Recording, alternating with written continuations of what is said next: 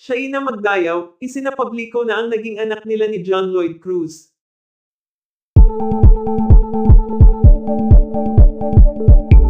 Trending ngayon sa social media, ang usapin tungkol kina Shaina Magdayaw at John Lloyd Cruz. Ito ay matapos nang kumalat ngayon sa media ang di umano'y anak ni Shaina at John Lloyd. Matatanda ang dati nang naging usapin ang naging relasyon ng mga ito noong 2010 at ang naging issue sa mga ito.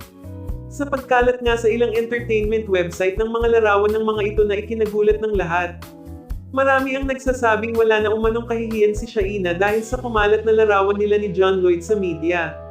Matapos nang mag-trending at pag-usapan ang mga ito, tila wala nang mukha pang maipakita at maiharap noon si Shaina sa sobrang kahihiyan. Maging si John Lloyd at tikim din ang bibig sa balitang iyon.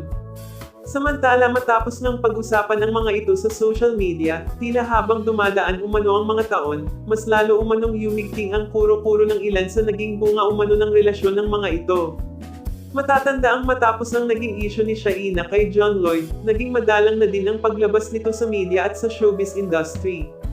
Marami ang nagsasabi noon na nagpakalayo-layo muna umano si Shaina upang pagtakpan ng issue nila ni John Lloyd. May ilan din na nagsasabing nagbunga umano ang relasyon ng mga ito kung kaya kinailangan umano ni Shaina na magpakalayo-layo sa stress na dulot sa issue nila ni John Lloyd.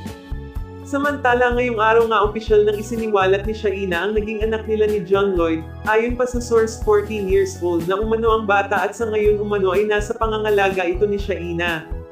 Ayon kay Shaina itinago umano niya ang kanilang anak ni John Lloyd upang malayo sa ingat ng industriya, at upang maprotektahan na din ang kanilang anak.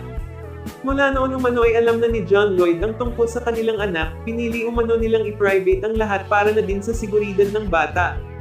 Panahon na din umano siguro upang malaman ng lahat na sa kabila ng issue nila ni John Lloyd noon pinanindigan nila ang bata, kahit na hindi man umano sila ang tinadhana para sa isa't isa, sinigurado naman umano nila na nasa maayos at mabuting pamumuhay ang kanilang anak.